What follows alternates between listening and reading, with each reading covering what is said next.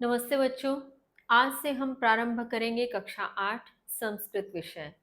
जी हाँ, संस्कृत नहीं, संस्कृत। जो बच्चे पिछले 2 कक्षाओं से मुझसे जुड़े हैं, कक्षा 6 और कक्षा 7, वे जानते हैं कि इसका उच्चारण संस्कृत उचित होता है, जबकि संस्कृत गलत है। चूंकि इसमें सम उपसर्ग होता है, सन उपसर्ग नहीं होता, इसलिए इस विषय के नाम का सही उच्चारण है संस्कृत। तो आइए आज से प्रारंभ करते हैं संस्कृत विषय कक्षा 8 दीपकम नामक नवीन पाठ्य पुस्तक। इस पाठ्य पुस्तक के प्रथम अध्याय को प्रारंभ करें। प्रथम पाठ है आपका संगच्छध्वम संवदध्वम। संगच्छध्वम अर्थात साथ मिलकर चलो, संवदध्वम अर्थात साथ मिलकर कहो या बोलो।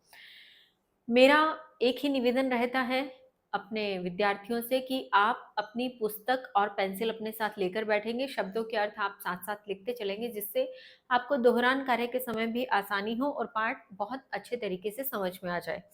तो अपनी पुस्तक और पेंसिल अपने साथ लेकर बैठिए, तत्पश्चात इस पाठ को पढ़ना प्रारंभ करिए। संगच्छध्वम साथ मिलकर चलो, संवदध्वम साथ मिलकर बोलो या कहो। नमस्ते आचार्य। अब यहाँ पे आपको एक कक्षा का वातावरण दिख रहा होगा, जिसमें एक बच्ची कहती है अपने शिक्षक से नमस्ते आचार्य, अर्थात हे आचार्य आपको नमस्ते नमस्ते कर रही है। अस्माकं विद्यालयस्य क्रीडोत्सवे पादकन्दुक क्रीडायां वयं विजयं प्राप्तवन्तः। अस्माकं हमारे विद्यालय के क्रीडोत्सवे खेल महोत्सव में या खेल उत्सव में हमारे विद्यालय के खेल उत्सव में पाद कंदुक अर्थात फुटबॉल, पाद कंदुक अर्थात फुटबॉल, कंदुक कहते हैं बॉल को, पाद अर्थात पैर, तो पैरों से खेले जाने वाली गेंद, जिसे हम क्या कहेंगे, फुटबॉल। क्रीडायाम खेल में, वयम हमने, विजय प्राप्तवन्तः प्राप्त की। अब वो कहती है, पूरी लाइन एक साथ देखें, हमारे विद्यालय के खेल उत्सव में फुटबॉल खेल में हमने विजय प्राप्त की। यानी यह बच्ची अपने शिक्षक से कह रही है कि हे आचार्य, हमने जो खेल उत्सव हुआ हमारे स्कूल में, उसमें हमने फुटबॉल का जो मैच है वो जीत लिया है, उसमें हमने विजय प्राप्त की है। तो शिक्षक कहते हैं वर्धापनानी बधाई, वर्धापनानी अर्थात बधाई। होता है ना कि कॉन्ग्रेचुलेट करते हैं, तो शिक्षक यहाँ उन्हें कॉन्ग्रेचुलेट ही कर रहे हैं कि बधाई हो। अभिनंदनम भवताम, अभिनंदन है, भवताम आपका, आप सबका अभिनंदन है। अपि भवन्तः जानन्ति यत् भवताम प्रतिद्वन्द्विनः कथं पराजितः।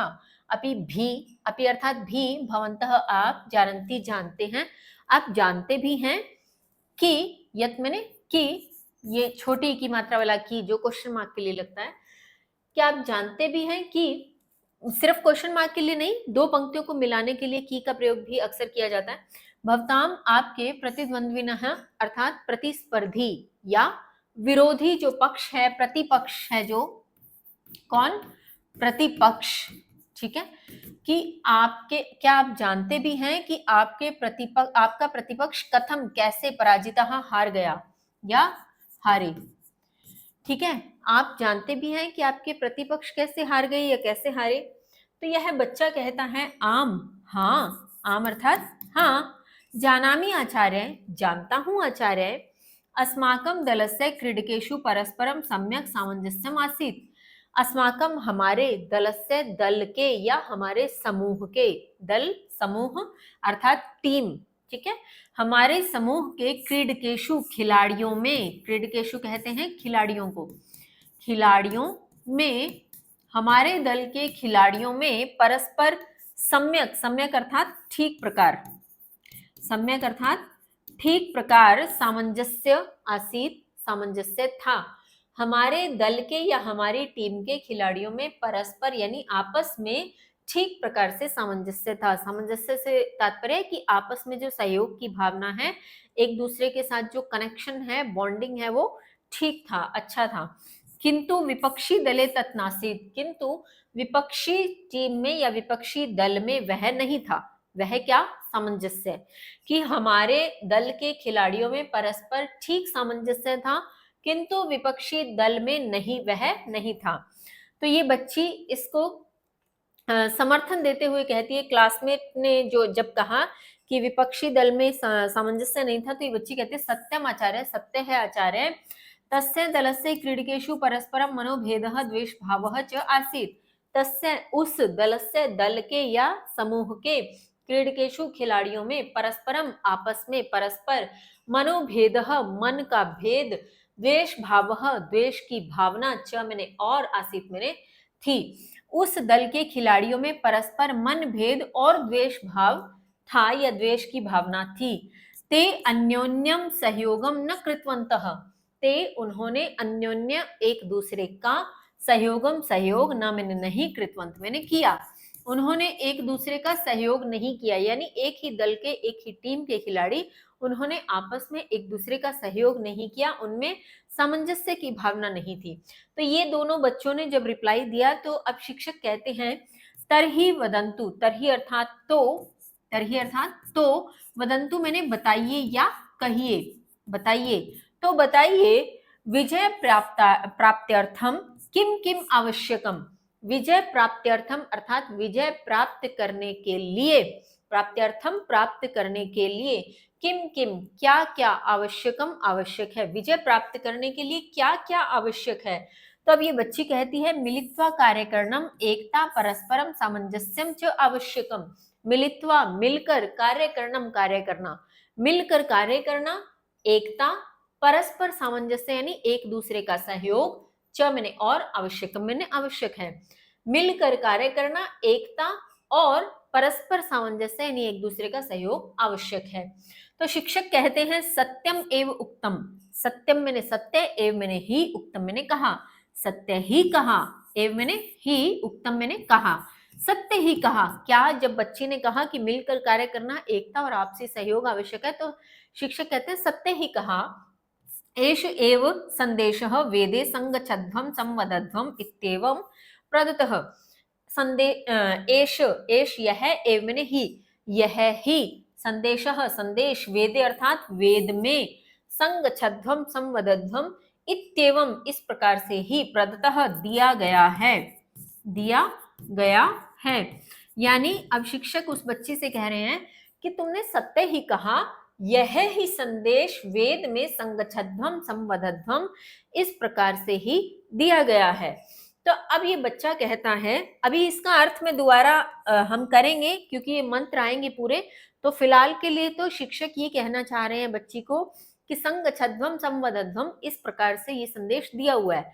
अब जब शिक्षक ने ये बोला तो एक बच्चा कहता है आचार्य, हे आचार्य, कस्मात् वेदात् गृहीतः एष संदेशः, कस्मात् किस वेदात् वेद से, गृहीत ग्रहण, एष यह संदेशः संदेश, यह संदेश किस वेद से ग्रहण किया गया है यानी किस वेद से लिया गया है। कह च अस्य अभिप्रायः, कहा मैंने क्या, च मैंने और, अस्य मैंने इसका, अभिप्रायः मैंने अभिप्राय, और इसका क्या अभिप्राय है, यानी वह बच्चा पूछता है कि ये जो आप संगच्छध्वम संवदध्वम कह रहे हो ये किस वेद से ग्रहण किया गया है और इसका क्या अभिप्राय है। तो शिक्षक कहते हैं ऋग्वेदे, ऋग्वेद में संज्ञान सुक्तस्य, अब ये क्या है, संज्ञान नहीं है संज्ञान है, इसका भी सही प्रोनाउंसिएशन ज्ञान होता है, ज्ञान नहीं होता। और यदि आप इसकी डिटेल में जाना चाहें कि क्यों इसको ज्ञान कहा जा रहा है, ज्ञान क्यों नहीं कहते हैं, तो जहां तक मुझे याद है कक्षा 6 का प्रथम पाठ वर्णमाला परिचय में बहुत डिटेल में इसको मैंने समझाया है, आप चाहें तो वहां जाके समझ सकते हैं।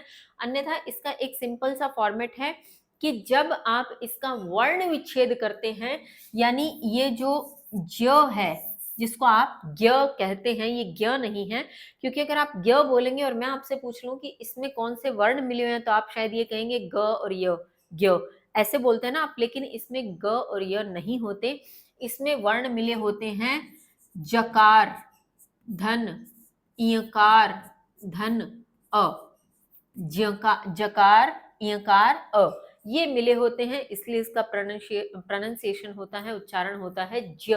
अब आप कहेंगे ये जकार और ईयकार क्या है, तो जो कक्षा 6-7 से मुझसे जुड़े हैं बच्चे वे जानते हैं कि मैं इसको इस तरह से प्रोनाउंसिएट क्यों कर रही हूँ, जकार और ईयकार। और जो अभी मेरे से इसी कक्षा के माध्यम से जुड़ रहे हैं वे बच्चे समझ जाएं कि जिन व्यंजन वर्णों में नीचे हलंत लगा होता है उनको उच्चारण करने के लिए हम जकार, यकार, ककार, खकार, गकार इस प्रकार से प्रोनाउंसिएट करते हैं, क्योंकि अगर आप इसको ज बोल देंगे तो ज का मतलब तो हो गया कि व्यंजन में स्वर मिला हुआ है, यानी अस्वर मिला हुआ है। तो जब स्वर नहीं मिला हुआ जिसमें हलंत है, उसको बोलने के लिए पीछे कार शब्द का प्रयोग करते हुए उसका उच्चारण किया जाता है। तो अगर मैं बोलूं खकार, तो खकार का मतलब क्या होगा, ख, और जिसमें हलंत लगा हो तो ये बन गया खकार। ठीक है, यानी इसमें कोई स्वर इस समय नहीं है, ये अपने आप में आधा व्यंजन है। ठीक, खैर हम अपने पाठ पर वापस आते हैं। तो इसका उच्चारण है संज्ञान। तो ऋग्वेद में संज्ञान सूक्त के भी संज्ञान सूक्त में या संज्ञान सूक्त में एषः यह मंत्रांशः, मंत्र का अंश है, मंत्रांशः अर्थात मंत्र का अंश। ऋग्वेद के संज्ञान सूक्त में यह मंत्र का अंश है। एतत् संघटन सूक्तम इत्यपि प्रख्यातम, एतत् यह संघटन सूक्तम, संघटन सूक्त इत्यपि इस प्रकार भी प्रख्यातम प्रसिद्ध है। प्रख्यातम अर्थात प्रसिद्ध है। क्या प्रसिद्ध है संघटन सूत्र सूक्त के नाम से? संज्ञान सूक्त, यानी इसी का दूसरा नाम क्या है, संघटन सूक्त। तो यह इस नाम से भी प्रसिद्ध है। अब शिक्षक कहते हैं आगच्छन्तु, आइए, वयम हम अस्य सूक्तस्य प्रसिद्धान त्रीन मंत्रान पठामः। आइए हम इस सूक्त के प्रसिद्ध त्रीन मैंने तीन, मंत्रान मैंने मंत्रों को, पठाम मैंने पढ़ते हैं। आइए हम इस सूक्त के प्रसिद्ध तीन मंत्रों को पढ़ते हैं। किसके? ऋग्वेद के संज्ञान सूक्त, जहां से ये मंत्र का अंश लिया गया। मंत्र का अंश किसे कहा जा रहा है? इस संगच्छध्वम संवदध्वम, इस दो शब्दों को मंत्र का अंश कहा गया, क्योंकि ये पूरा मंत्र नहीं है, पूरा मंत्र तो अभी हम पढ़ेंगे इस पाठ के अंतर्गत। तो ये जो है मंत्र के अंश हैं, और ये अंश कहाँ से लिए गए हैं? संज्ञान सूक्त से। संज्ञान सूक्त जिसको आप कहते हैं अपनी भाषा में, अपने प्रोनाउंसिएशन में, जिसका दूसरा नाम है संघटन सूक्त, और इसी में से इसे लिया गया है। तो शिक्षक कहते हैं आइए हम इसके तीन मंत्रों को आज पढ़ते हैं। तो आगे आपके दिया है प्राचीन भारतीय ज्ञान, अब ये ज्ञान नहीं है, ज्ञान है। प्राचीन भारतीय ज्ञान परंपरायाम वेदः साक्षात ब्रह्ममुख निसृतः पवित्रतमा दैवी वाक् इति मन्यते। प्राचीन समय में भारतीय ज्ञान परंपरा, भारत की ज्ञान जो परंपरा है, वेदः कौन सी है? भारत की प्राचीन ज्ञान परंपरा वेद है। साक्षात यानी प्रत्यक्ष रूप से, ब्रह्म मुख यानी ब्रह्मा के मुख से, निसृतः, निसृतः अर्थात निकली हुई, निसृतः अर्थात निकली हुई, पवित्रतमा अर्थात पवित्र, दैवी अर्थात दैवीय, वाणी वाक अर्थात वाणी, दैवीय वाणी इति इस प्रकार से मन्नते मानी जाती है। प्राचीन भारतीय ज्ञान परंपरा में वेद साक्षात ब्रह्म के मुख से निकली हुई पवित्र दैवीय वाणी इस प्रकार से मानी जाती है। यानी ये कहना चाहते हैं कि हमारी जो भारत की प्राचीन ज्ञान परंपरा है, उसमें जो वेद हैं वो प्रत्यक्ष रूप से ब्रह्मा के मुख से कहे गए ही माने जाते हैं, दैवीय वाणी उन्हें माना जाता है। वेदस्य चत्वारः संहिताः सन्ति, वेद के 4 संहिता अर्थात ग्रंथ हैं। वेद के 4 ग्रंथ हैं। कौन कौन से? ऋग्वेद, यजुर्वेद, सामवेद, अथर्ववेद, च इति, चेति अर्थात च इति। तो ऋग्वेद, यजुर्वेद, सामवेद, अथर्ववेद और अथर्ववेद इति अर्थात इस प्रकार से। इमे वेदाः अद्य विश्वस्य प्राचीनतम साहित्य रूपेण विद्वद्भिः मन्यन्ते। इमे वेदाः अर्थात ये वेद, इमे अर्थात ये बहुवचन स्वरूप में आया, ये वेद अद्य आज, अद्य अर्थात आज, विश्वस्य विश्व के प्राचीनतम साहित्य के रूप में विद्वद्भिः अर्थात विद्वानों द्वारा, विद्वद्भिः अर्थात विद्वानों द्वारा, मन्यन्ते माने जाते हैं। क्या कह रहे हैं ये? कि ये वेद आज विश्व के प्राचीनतम साहित्य के रूप में विद्वानों द्वारा माने जाते हैं, यानी विद्वान भी मानते हैं कि ये जो वेद हैं हमारे विश्व की प्राचीनतम साहित्य के रूप में है, विश्व के। फिर है भवन्तः सर्वे स्नात्वा शुद्ध वस्त्राणि परिधाय पादत्राणं बहिः स्थापित्वा अस्यां प्रार्थना सभायां समुपस्थितः सन्ति। भवन्तः आप, सर्वे मैंने सभी, स्नात्वा मैंने स्नान करके, स्नात्वा अर्थात स्नान करके, शुद्ध वस्त्राणि शुद्ध वस्त्रों को, परिधाय पहनकर, परिधाय अर्थात पहनकर, पादत्राणम अर्थात जूते, पादत्राणम अर्थात जूते, बहि अर्थात बाहर, स्थापयित्वा स्थापित करके या रख कर, स्थापित करके या रख कर, अस्याम इस, प्रार्थना सभायाम प्रार्थना सभा में, समुपस्थितः उपस्थित, संति में हैं। अब ये क्या कह रहे हैं, इससे इस पंक्ति का अर्थ समझने से पूर्व एक चित्र देखिए आप, यहाँ पे जो आपके चित्र दिया है इससे हम अनुमान लगा पा रहे हैं कि ये प्रार्थना सभा का दृश्य है, जिसमें कुछ बच्चे ऊपर खड़े होकर प्रार्थना सभा को संबोधित कर रहे हैं, अर्थात प्रार्थना का उच्चारण करवा रहे हैं बाकी सबसे। और आप सब जब इनको देख रहे हैं तो इनके पैरों में जूते नहीं हैं, अर्थात पूर्ण रूप से नियमों का पालन करते हुए ये अपने जूते बाहर उतार करके फिर प्रार्थना सभा में खड़े हुए हैं। शायद ये इनका नियम है और ऐसा होना भी चाहिए। खैर, तो ऐसा निश्चित है कि सुबह विद्यालय गए होंगे तो नहा धोकर शुद्ध वस्त्र पहनकर गए होंगे और इस समय वो प्रार्थना सभा में खड़े हैं जिसमें उन्होंने अपने जूते भी बाहर उतार दिए हैं। तो इसी के आधार पर शिक्षक उन्हें कह रहे हैं कि आप सभी स्नान करके शुद्ध वस्त्र पहनकर जूते बाहर रखकर इस प्रार्थना सभा में उपस्थित हैं। अतः आगच्छन्तु, अतः इसलिए आइए, यानी अब आप इस समय जो है पूर्ण रूप से पवित्र हैं, स्नान किया हुआ है, शुद्ध वस्त्र पहने हुए हैं, जूते भी बाहर उतार रखे हैं, प्रार्थना सभा का दृश्य है, तो इसलिए आइए प्रणामंजलिं कृत्वा नेत्रे मिलित्वा एकाग्र चित्तेन समवेद स्वरेन च वेद मंत्राणाम उच्चारणम कुर्मः। प्रणामंजलि, अंजलियों को जोड़ते हुए या हाथ प्रणाम करते हुए, कृत्वा करके, नेत्रे आंखों को, मिलित्वा मूंद कर, नेत्रों को मूंद कर यानी बंद करते हैं ना प्रार्थना के समय, उसके लिए कहा गया है कि आंखों को मूंद कर एकाग्र चित्तेन अर्थात एकाग्र चित्त होते हुए, मन को एकाग्र करते हुए यानी कंसंट्रेट होते हुए, समवेत समवेत स्वरेन, समवेत स्वरेन अर्थात सामूहिक स्वर में, समवेत स्वरेन अर्थात सामूहिक स्वर, जो आप प्रार्थना सभा में सब बच्चे मिलकर एक प्रार्थना के गीत को गुनगुनाते हैं उसे कहा जाता है सामूहिक स्वर में, समवेत स्वरेन च, और वेद मंत्राणाम, वेद मंत्रों का उच्चारण कुर्मः करते हैं। यानी इस समय आप जो है स्नान करके आए हैं, शुद्ध हैं, पवित्र वस्त्र आपने धारण कर रखे हैं, जूते बाहर हैं, प्रार्थना सभा में आप खड़े हैं, तो इसलिए आइए हाथों को जोड़कर यानी अंजलियों को प्रणाम करते हुए, आंखों को मूंद कर एकाग्र चित्त से समवेत स्वर से यानी सामूहिक स्वर से वेद मंत्रों का उच्चारण करते हैं। तो ये 3 मंत्र उस प्रार्थना सभा में शिक्षक द्वारा बच्चों से बुलवाए गए, जिसमें सर्वप्रथम ओम के उच्चारण से मंत्र प्रारंभ किए गए। तो ये मंत्र अभी हम उच्चारण कर सकते हैं, लेकिन आगे इनका अर्थ दिया हुआ है, अभी उच्चारण कर लेते हैं।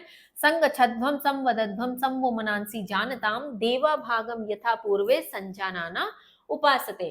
समानो मंत्रः समितिः समानी, समानं मनः सह चित्तमेषां, समानं मंत्रम अभिमंत्रये वह समानेन वो हविषा जुहोमि। समानी व आकुतिः समाना हृदयानि वह समानमस्तु वो मनो यथा वह सुसहासति।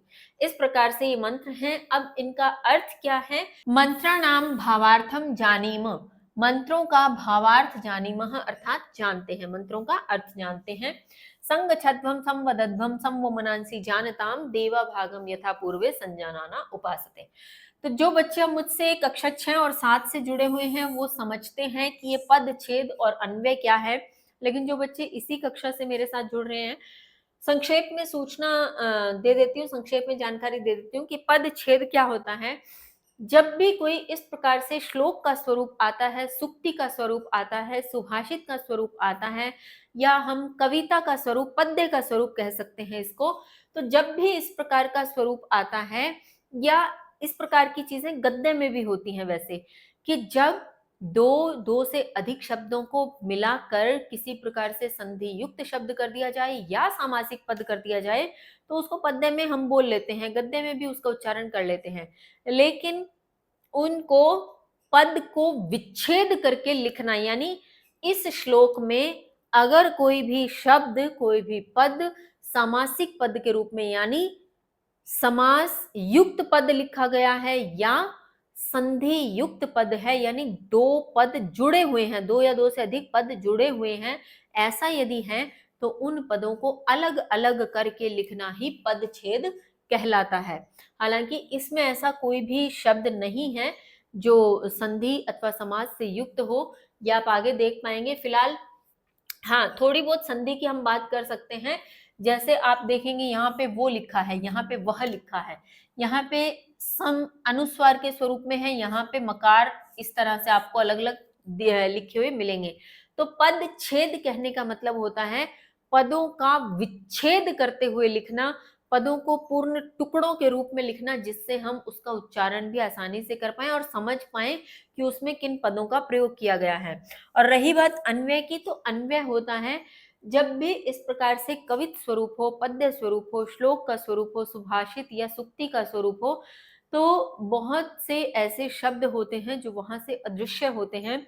और इस बात को समझाने के लिए अक्सर मैं एक बहुत साधारण सी पंक्ति लिया करती हूँ, हमेशा उसी पंक्ति से समझाती हूँ, जिससे बड़ी आसानी से समझ में आ जाता है।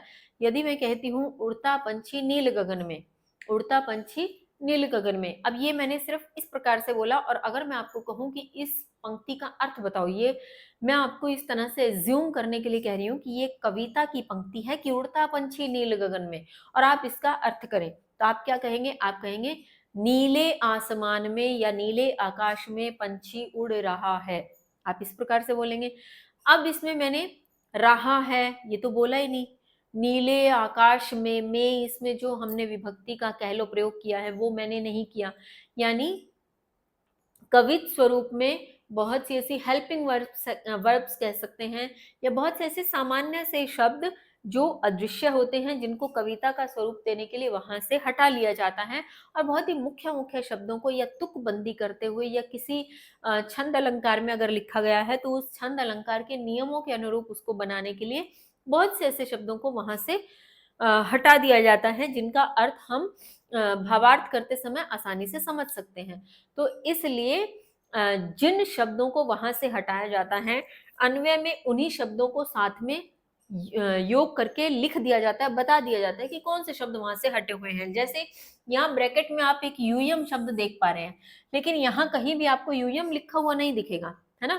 इसका मतलब ये है कि यूयम का अर्थ होता है तुम सब, तो ये मंत्र तुम सब के लिए कहा गया है ईश्वर के द्वारा, क्योंकि हम ये कह रहे हैं कि वेद जो है साक्षात प्रत्यक्ष ब्रह्मा के मुख से निकली हुई देववाणी है, तो प्रत्यक्ष ईश्वर ने ही जो है ये देववाणी के रूप में हम सभी के लिए कहा है। उनका तुम सब कहने का मतलब हम सभी हैं। तो ये तुम सब यहाँ लिखा नहीं हुआ, किंतु अप्रत्यक्ष रूप से ये एक समझ लेने वाली बात है कि ये श्लोक हम सब के लिए कहा गया।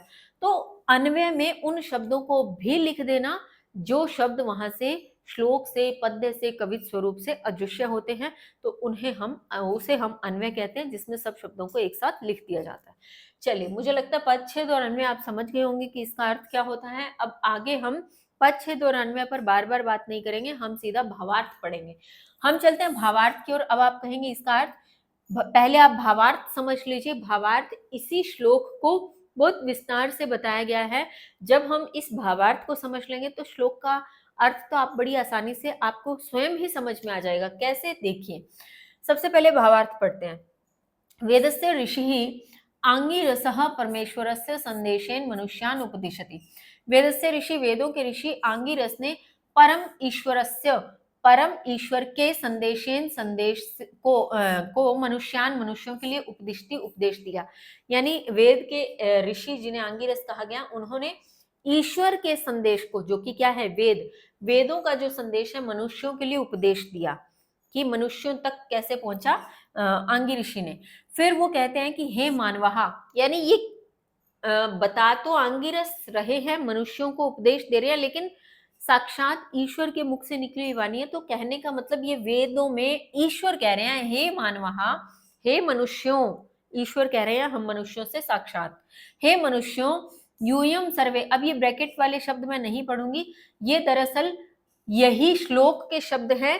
तो ये इस तरह से इन्होंने दिया, एक बार बता देती हूँ बस, कि संगच्छध्वम अर्थात स्वस्य परिवारे गणे समाजे राष्ट्रे विश्वे च मिलित्वा अग्रे गच्छत। इस पूरे इस एक शब्द का ये पूरी पंक्ति अर्थ है। तो कहने का मतलब ब्रैकेट में इन्होंने इसी श्लोक के शब्दों को लिखा है, तो मैं इनको रिपीट नहीं करूंगी, हम अर्थ पे चलेंगे।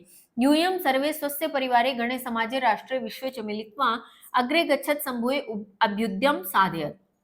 यूयम तुम सभी, सर्वे सभी, तुम सभी, स्वस्य अपने परिवारे परिवार में, गणे गण में यानी दल में, अपने दल में, समूह में, गण कहते हैं समूह को, दल को, तो गण में या दल में या समूह में, समाजे समाज में, राष्ट्र राष्ट्र में, विश्व विश्व में, च मैंने और, मिलित्वा मैंने मिलकर, अग्रे मैंने आगे, गच्छत मैंने चलो। अब इस पूरी पंक्ति का अर्थ एक साथ देखें कि तुम सभी अपने परिवार, समूह, समाज, राष्ट्र और विश्व में मिलकर आगे चलो, यानी मिलकर बढ़ो आगे, जितना भी बढ़ना है मिलकर बढ़ो, अकेले आप आगे नहीं बढ़ सकते, अकेले आप रास्ता तय नहीं कर सकते। संभूय अभ्युद्यम साधयत, संभूय अर्थात मिलकर, अभ्युद्यम अर्थात समृद्धि, अभ्युद्यम अर्थात समृद्धि, साधयत यानी साधो या सिद्ध करो, मिलकर समृद्धि को साधो, मिलकर समृद्धि को सिद्ध करो या उसको प्राप्त करो। कहने का मतलब आप अकेले आगे नहीं बढ़ सकते, आपको सबको साथ लेकर चलना चाहिए, तभी उस रास्ते का भी आनंद है, तभी आप आगे भी बढ़ पाएंगे, और सब साथ मिलकर सिद्धि को प्राप्त करो, सब साथ मिलकर सिद्धि को साधो। परस्परम सम्यक विचार विनिमयम कुर्वन्तः एक स्वरेन वदत। परस्परम यानी आपस में, सम्यक उचित प्रकार से या ठीक प्रकार से, विचार विनिमयम, विचार विनिमय कहते हैं विचारों का आदान प्रदान, विचार विनिमयम अर्थात विचारों का आदान प्रदान, आदान प्रदान यानी एक दूसरे को विचार, एक दूसरे को देते रहना, कहते रहना, अपने विचार सामने वाले को बताना और सामने वाले के विचार सुनना, तो इसको कहते हैं विचार विनिमय। कुर्वन्तः करते हुए, एक स्वरेन वदत, एक स्वर में कहो, वदत मैंने कहो या बोलो, कहने का मतलब कि पहले विचारों में अंतर होगा, आप अपने विचार कहो पहले, सामने वाले के सुनो, विचार विनिमय कर लो, आपस में विचारों का आदान प्रदान कर लो, फिर किसी एक निष्कर्ष पर पहुंचो और फिर सब मिलकर एक बात कहो, एक स्वर में कहो। युष्माकं परस्परम मनोभावान सम्यक जानीत परस्परम मनोभेदः वास्तु। युष्माकं तुम्हारे, परस्परम आपसी, मनोभावान मनोभावों को, सम्यक ठीक प्रकार से जाने तो जानो, यानी तुम आपस में अपने मनोविचारों को, मनोभावों को ठीक प्रकार से जानो, यानी एक दूसरे के मनोविचारों को, परस्पर एक दूसरे के मनोविचारों को, मनोभावों को ठीक प्रकार से जानो। परस्परम अर्थात आपस में, मनोभेदः मनो में भेद, मा अस्तु अर्थात नहीं हो, परस्पर मन का भेद ना हो, नहीं हो। यथा सृष्टे प्रारंभ काले ब्रह्मणा सृष्टः अग्नि वायु आदित्याद्यः ब्रह्मांडीय शक्त्यः सृष्टि निर्माण यज्ञस्य साफल्यार्थम स्वं स्वं कर्तव्य स्वीकृत्य। पहले यहाँ तक अर्थ देख लेते हैं।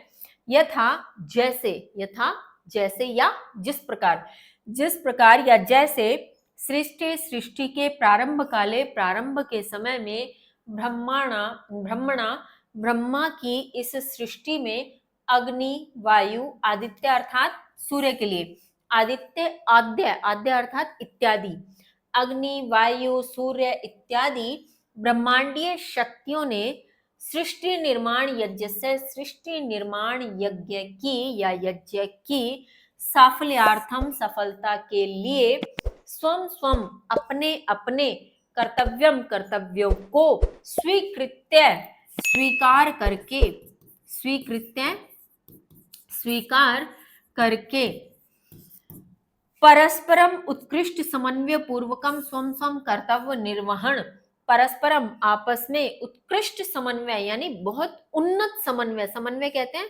एक दूसरे के साथ तालमेल, समन्वय अर्थात तालमेल, बहुत उत्कृष्ट यानी बहुत शानदार तालमेल के साथ, पूर्वकम के साथ, स्वम स्वम अपने अपने कर्म निर्वहन, कर्म का निर्वहन किया। अब पूरी पंक्ति का अर्थ एक साथ देखिए और समझिए क्या कहा जा रहा है। ये कहते हैं जैसे सृष्टि के प्रारंभ काल में ब्रह्मा की सृष्टि में अग्नि वायु सूर्य इत्यादि ब्रह्मांडीय शक्तियों ने सृष्टि के निर्माण यज्ञ की सफलता के लिए अपने अपने कर्तव्यों को स्वीकार करके परस्पर उत्कृष्ट तालमेल के साथ अपने अपने कर्तव्यों का निर्वहन किया।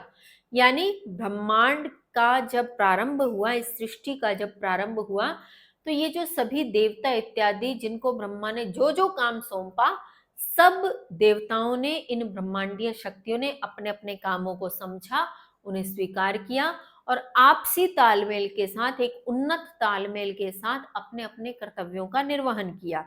अब इसके आगे लगा था जिस प्रकार, यथा अर्थात जैसे या जिस प्रकार की, जैसे देवताओं ने या ब्रह्मांडीय शक्तियों ने इस प्रकार से किया।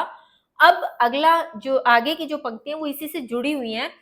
तथैव, उसी प्रकार, यानी जैसे इन ब्रह्मांडीय शक्तियों ने किया उसी प्रकार, तथैव उसी प्रकार या वैसे।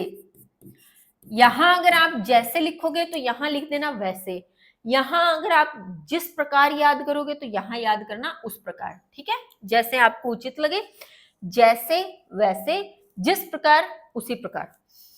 उसी प्रकार यूयम, तुम सभी, मनुष्यः मनुष्य, अपि मैंने भी, स्वस्य मैंने अपने, कुटुंबस्य कुटुंब का, दलस्य दल का, लोकस्य लोक का यानी संसार का, लोक का अर्थात संसार का, च मैंने और, प्रगतये प्रगति, नित्यम मैंने नित्य, संभुए मैंने मिलकर, स्व स्व अपने अपने, कर्तव्य से कर्तव्य का, सुचारु मैंने उचित रूप से, निर्वाहम मैंने निर्वाह, कुरुत मैंने करो, कुरुत अर्थात करो। अब पंक्ति का अर्थ देखते हैं।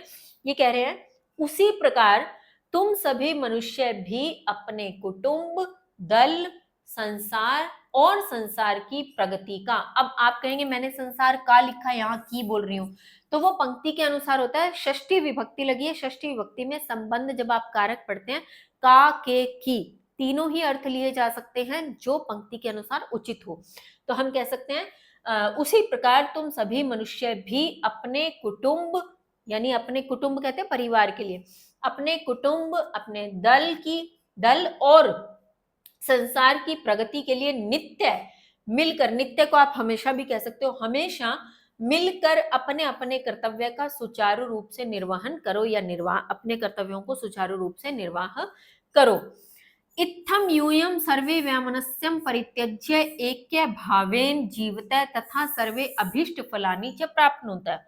इत्थम, इस प्रकार, इत्थम अर्थात इस प्रकार, यूयम सर्वे, तुम सभी, वैमनस्यम, वैमनस्य का, वैमनस्य कहते शत्रुता का, वैमनस्य अर्थात शत्रुता का, परित्यज्य त्याग करके, परित्यज्य त्याग कर, त्याग कर, ऐक्य भावेन एक भाव से, जीवते जियो, तथा और, सर्वे सभी, अभीष्ट फलानी, अभीष्ट कहते हैं चाहे गए, फलानी मैंने फलों को, चाहे गए फलों को, चा मैंने और, प्राप्नुता मैंने प्राप्त करो।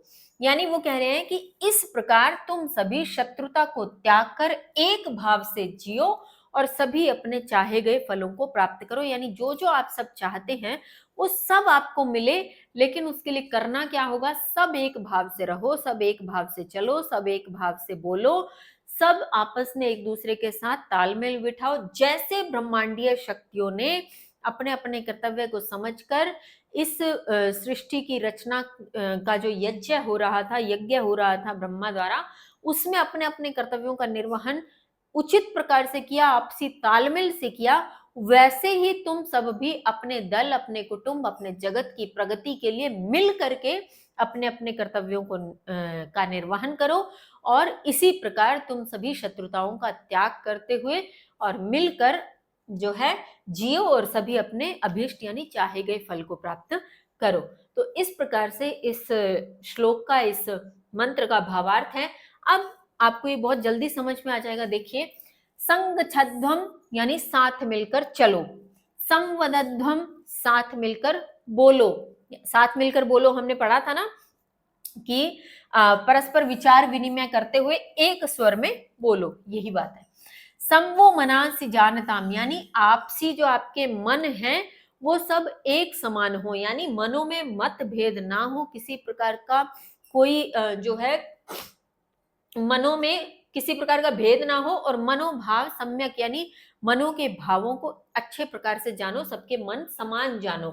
देवा भागम यथा पूर्वे, पूर्वे यानी पूर्व काल में, यथा जैसे, जैसे पूर्व काल में, देवा भागम संजानाना उपासते, संजानाना उपासते अर्थात जैसे पूर्व काल में देवता अपने भाग की ठीक प्रकार से या समान प्रकार से उपासना करते थे, यानी वो अपने अपने भाग की, भाग से यहाँ तात्पर्य है कि देवताओं के लिए जो उनका कर्तव्य था, जैसे वो अपने कर्तव्यों का निर्वहन ठीक प्रकार से करते थे, उनकी उपासना ठीक प्रकार से करते थे, वैसे ही तुम भी करो, वैसे ही तुम भी साथ मिलकर चलो, साथ मिलकर कहो, सबके मनों को समान रूप से जानो।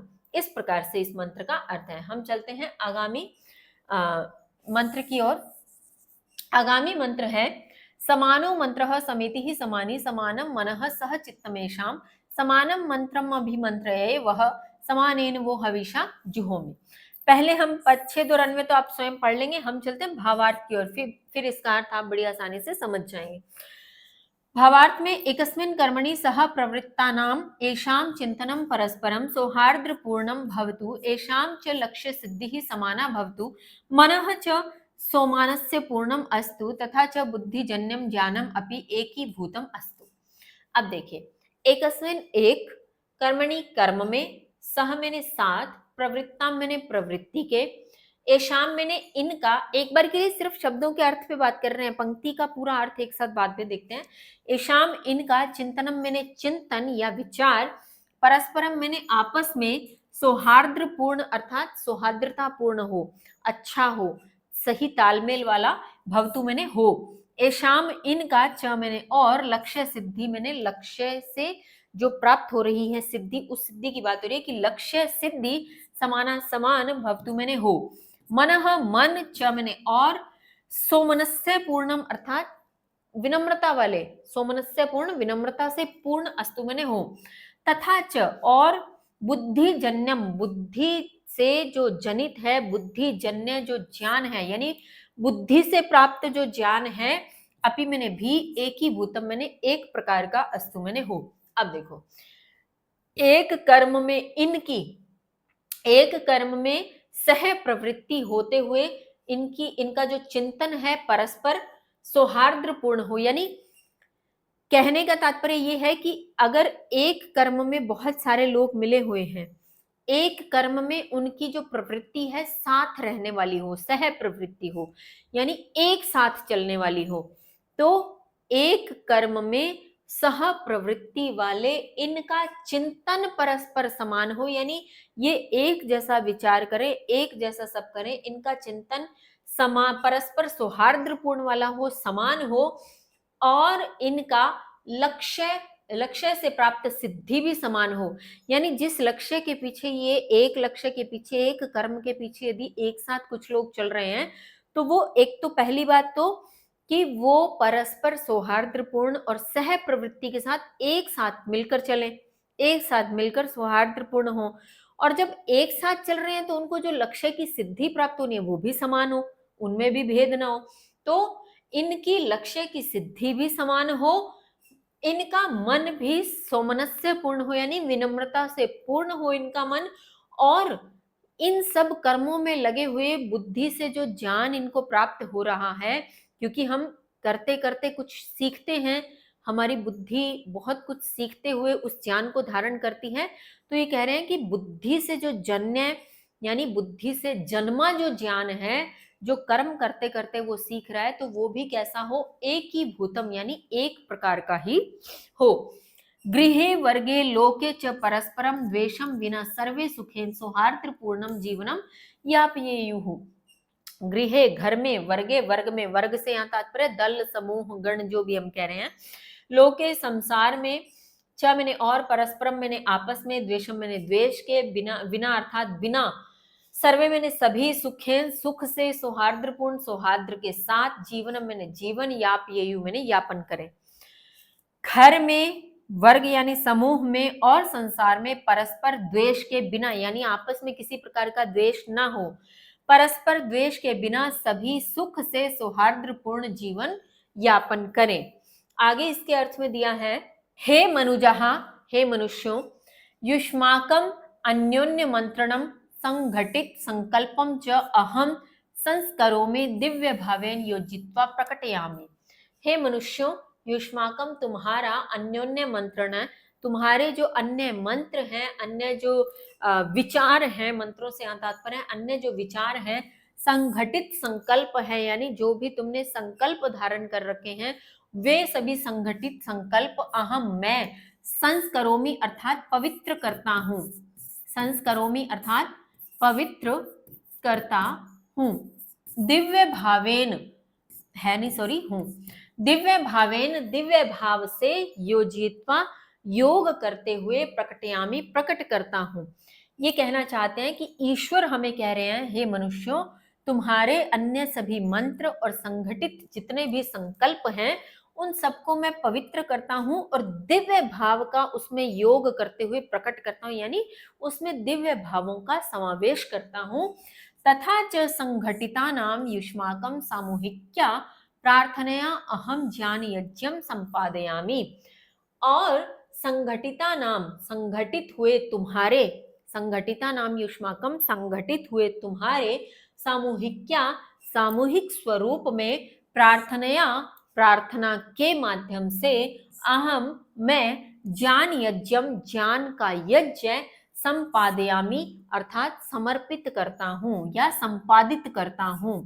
समर्पित या संपादित आपको जो उचित लगे आप लिख सकते हैं, समर्पित करता हूं। तो यहाँ ईश्वर क्या कहना चाहते हैं हम मनुष्यों को कि तुम्हारे जो भी संगठित तुम्हारे सारे जो भी सामूहिक रूप से जो कुछ भी है तुम्हारा उन सबको प्रार्थना के माध्यम से मैं ज्ञान यज्ञ तुम्हें समर्पित करता हूं। ज्ञान यज्ञ यानी मैं तुम्हें अपनी तरफ से जितना ज्ञान है वो सारा दे देता हूं। अब लेना ना लेना तो हमारे हाथ में है, हम कितना लेंगे। तो उन ईश्वर ने तो हमें ज्ञान यज्ञ समर्पित कर दिया है। आगे इत्थम इस प्रकार, इत्थम अर्थात इस प्रकार ऋष्यः महात्मनः च सर्वदा बच्चों यहाँ थोड़ा गलत लिखा हुआ है, सामंजस्य लिखा हुआ है, यहाँ आएगा सामंजस्य।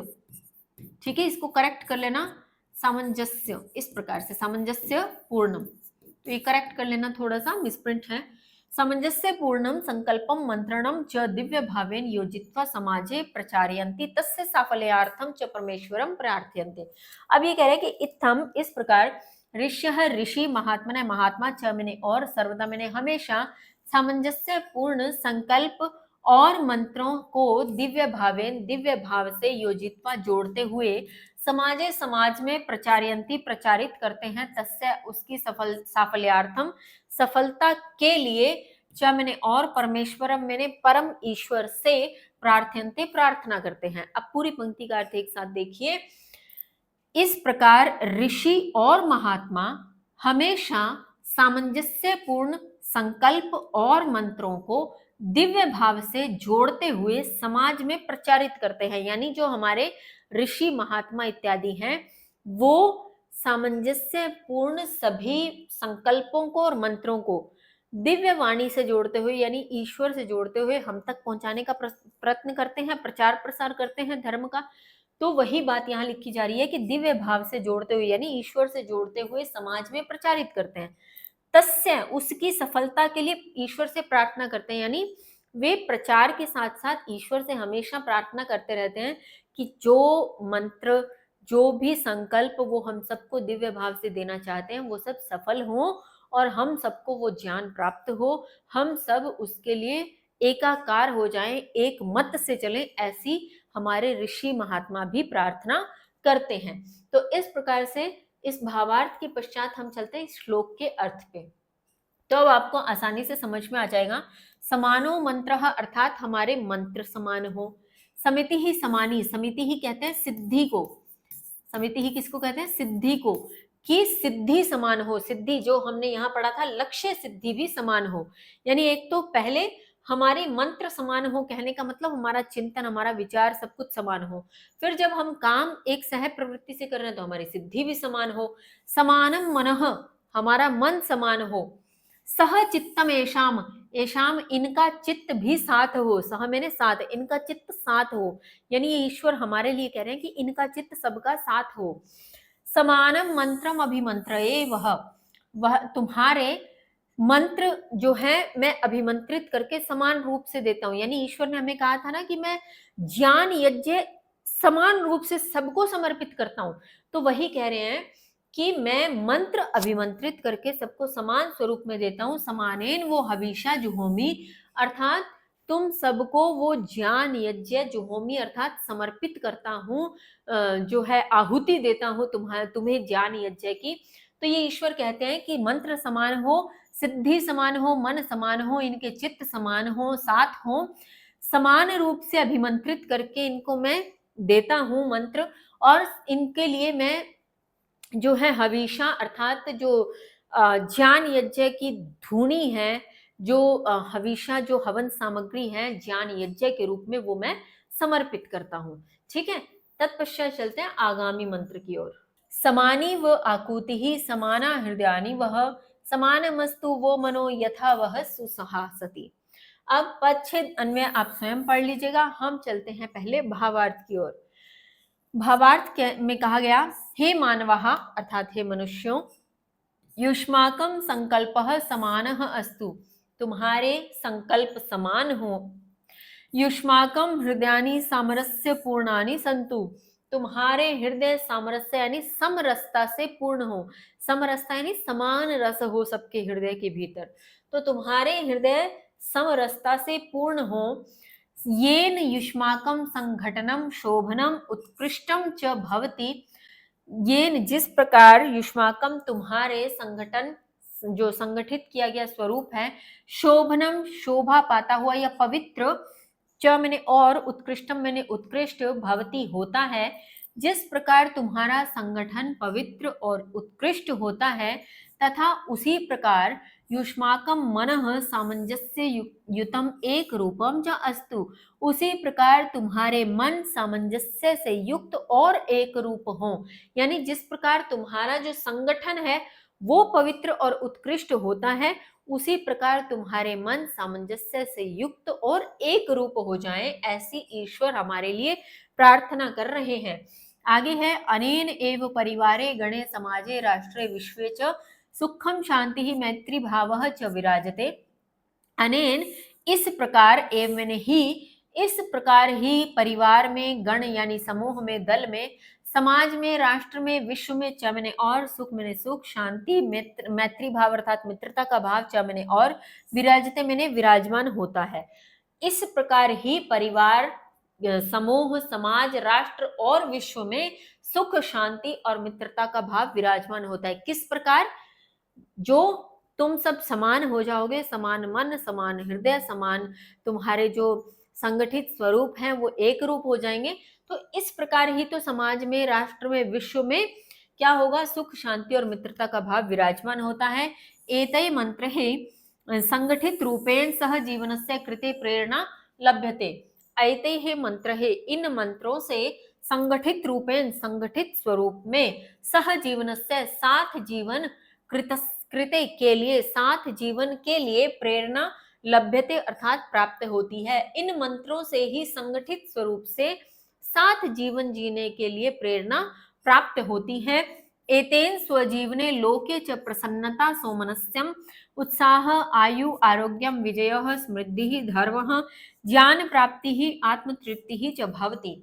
एतेन इनसे ही स्वजीवने अपने जीवन में, लोके संसार में, च मैंने और, प्रसन्नता, सौमनस्य उत्साह, आयु आरोग्यम अर्थात स्वास्थ्य, आरोग्य यानी बिना रोग का जो स्वस्थ है, स्वास्थ्य, विजय, समृद्धि, धर्म, ज्ञान की प्राप्ति, आत्मतृप्ति यानी आत्मसंतुष्टि, सेल्फ सेटिस्फेक्शन, च मैंने और, भवती मैंने होता है। इनसे ही अपने जीवन और संसार में या संसार में प्रसन्नता, सौमनस्य, उत्साह, आयु, स्वास्थ्य, विजय, समृद्धि, धर्म, ज्ञान की प्राप्ति और आत्मसंतुष्टि होती है। इस प्रकार से इसका अर्थ और भावार्थ समझने के पश्चात अब हम चलते हैं इसमें मंत्र के उचित अर्थ की ओर। समानी व आकुति ही, आकुति ही का अर्थ होता है संकल्प, आकुति ही अर्थात संकल्प, तुम्हारे संकल्प समान हो। समाना हृदयानि वह, तुम्हारे हृदय समान हो। समानमस्तु वो मनो, तुम उसी प्रकार तुम सबके मन समान हो, यथा वह सुसहासति, यथा जिस प्रकार तुम सब संगठित हो, सुसंगठित स्वरूप में हो। यानी यहाँ पे जो हमने पढ़ा था कि जिस प्रकार तुम संगठन में पवित्र और उत्कृष्ट होते हो, उसी प्रकार, तो यहाँ पे कि जिस प्रकार तुम सुसंगठित हो, गठित हो, उसी प्रकार तुम्हारे जो मन भी है संगठित स्वरूप में समान हो, ऐसी ईश्वर ने हमारे लिए जो है कल्पना की है, हमें मंत्रों के माध्यम से इस प्रकार से हमें आशीर्वाद दिया है। तो इसी के साथ हमारे इस अध्याय का हिंदी अनुवाद यही समाप्त होता है, जिसमें हमने जाना जो शिक्षक पहले लेकर चले थे जिस बात से कि क्या हुआ कि प्रतिस्पर्धी हार गए, तो बच्चों ने बताया था कि उनमें एकता की भावना नहीं थी, आपस में वैर भाव था, शत्रु भाव था, इसलिए वो हार गए। तो शिक्षक ने बताया कि ईश्वर ने भी वेदों के माध्यम से हमें साथ मिलकर चलने, साथ मिलकर बोलने के लिए बहुत सुंदर संदेश दिया है। इसी प्रकार इस अध्याय के हिंदी अनुवाद की यहाँ समाप्ति होती है।